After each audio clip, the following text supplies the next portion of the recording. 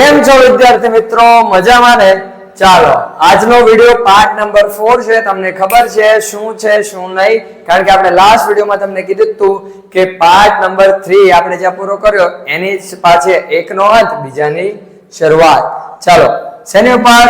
Functions, અને એ પણ કયા? Part number 4. ફંક્શન્સ નો પાર્ટ નંબર 4.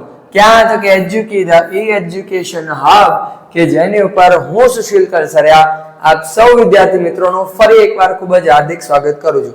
વિદ્યાર્થી મિત્રો, જો હજી સુધી તમને નથી ખબર કે અથર્વ બેચ એટલે અને અગત્ય બેચ શું છે ધોરણ 9 અને ધોરણ 10 માટે, તો હું તમને થોડીક માહિતી એના વિશે આપી દઉં કે ધોરણ 9 અને ધોરણ 10 માટે આપણે એજ્યુકેશન હબ YouTube ચેનલ દ્વારા એક પહેલ કરવામાં આવી છે કે જેની અંદર આપણે એવા વિદ્યાર્થીઓ કે જે સમય ફાળવવા માંગે છે પોતાના એજ્યુકેશનને, પણ કોઈ પણ ફીસ કે ગમે એ કારણથી સમય ફાળવી શકતા નથી, તેના માટે આપણા બેચ ચાલુ કરેલા છે કે જેની અંદર આપણે મુખ્ય 4 વિષયો કયા કયા? મેથ્સ, સાયન્સ, ઇંગ્લિશ અને એસએચ, આ 4 વિષયોનો સંપૂર્ણ અભ્યાસક્રમ સંપૂર્ણપણે મુક્ત મળવો છે. અને એટલું જ નહીં, બીજા પણ ઘણા ફીચર્સ છે, જેમ કે ડેઈલી વિડિયો અપલોડેશન મળશે તમને, પછી ટોપિક વાઇઝ વિડિયો તમને મળશે, ટોપિક અને વિષય વાઇઝ પ્લેલિસ્ટ આપણે અલગ બનાવી દીધેલા છે, સાથે સાથે અનુભવી શિક્ષકો વિષય વાઇઝ છે, સાથે જે અહીંયા પીડીએફ હું તમને ભણાવું છું જે પીડીએફ પર, એ પીડીએફ તમને એનોટેશન સાથે પણ તમને ત્યાં મળી જશે, તમે ડાઉનલોડ કરી શકશો.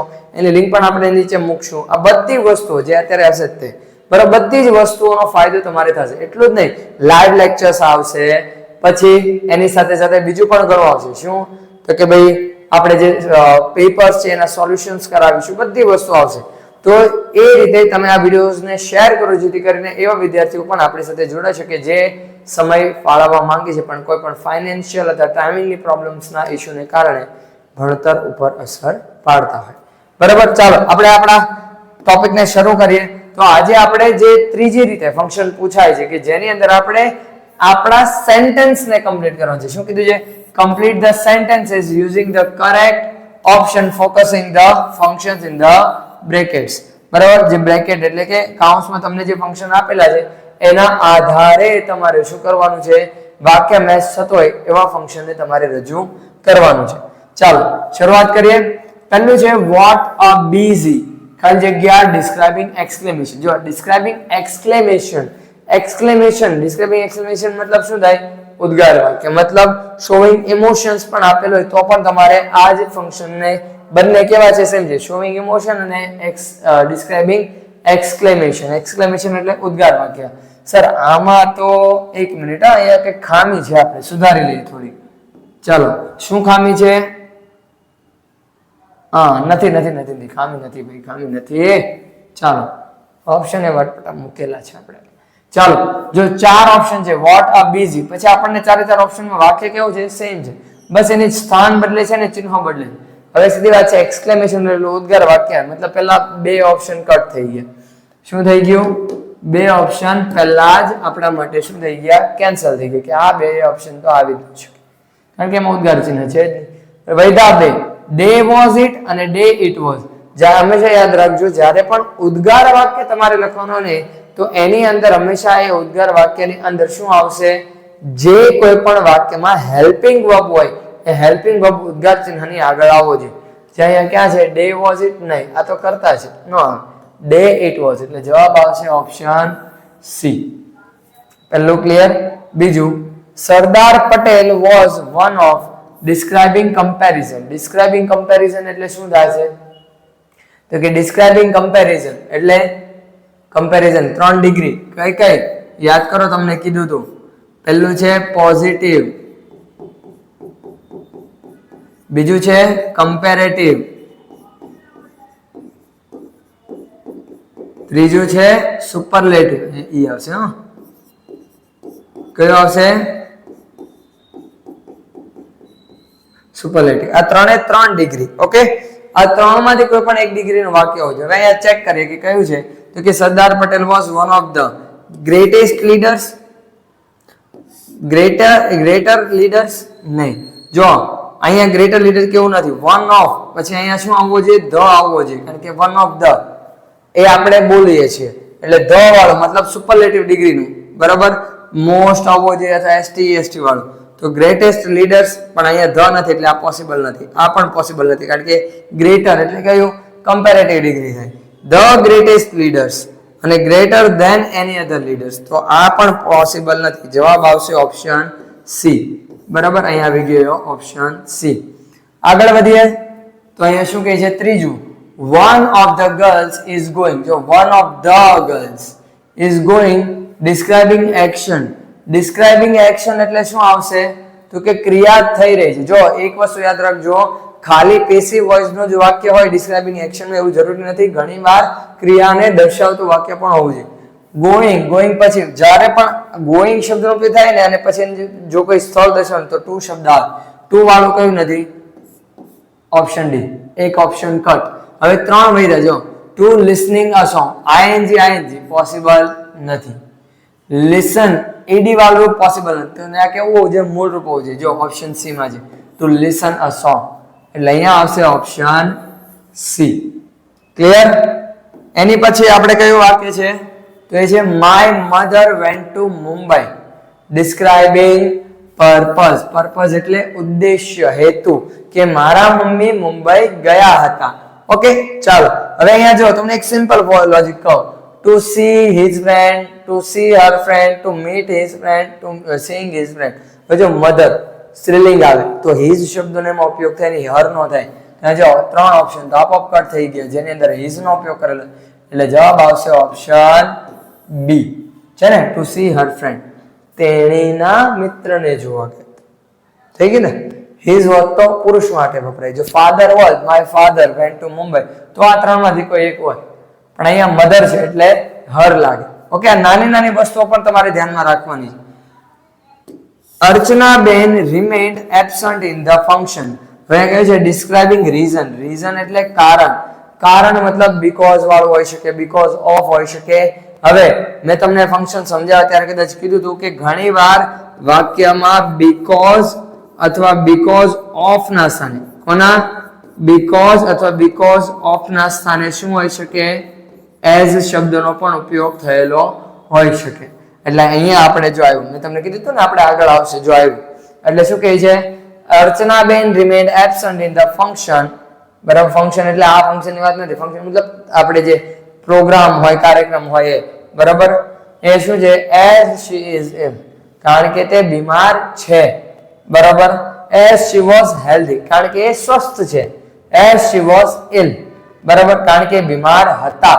જો એબ્સન્ટ, રિમેઇન્ડ ઈડી વાળું રૂપ છે. ભૂતકાળનું વાક્ય તો આખું વાક્ય ભૂતકાળનું જોઈએ ને, અડધું તો કઈ વર્તમાનનું બનવાનું નથી એટલે આ પોસિબલ નથી બંને.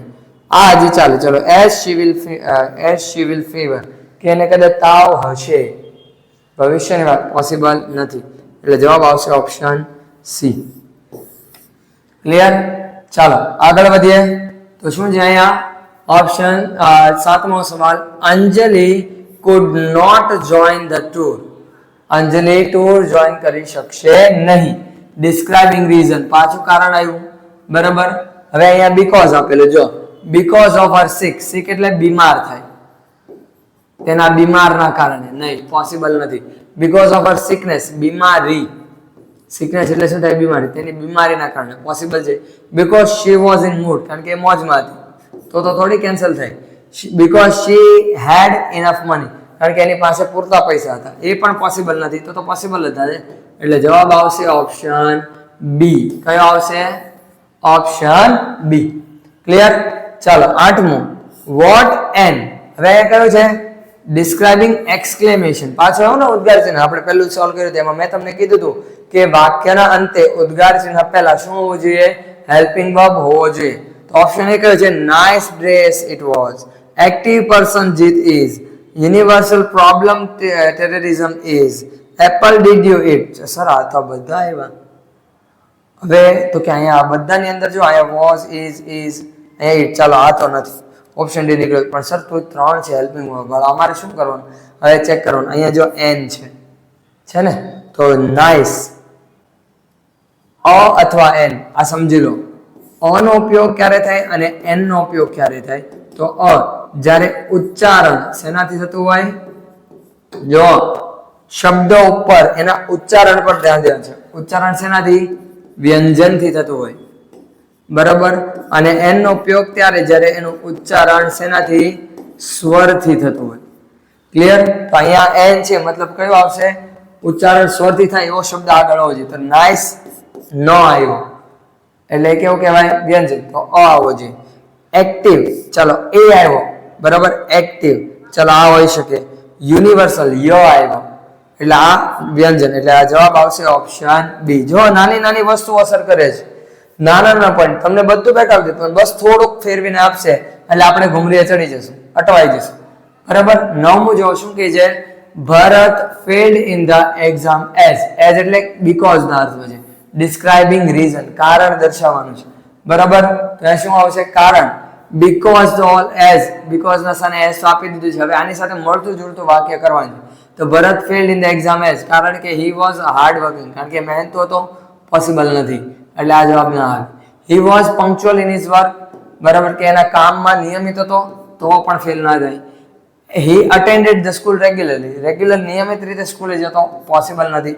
he was very lazy, કારણ કે એ આળસુ હતો એટલે ફેલ થયો. હા, હવે આવ્યો ઓપ્શન ડી, બરાબર. કયા આવ્યો? Option D.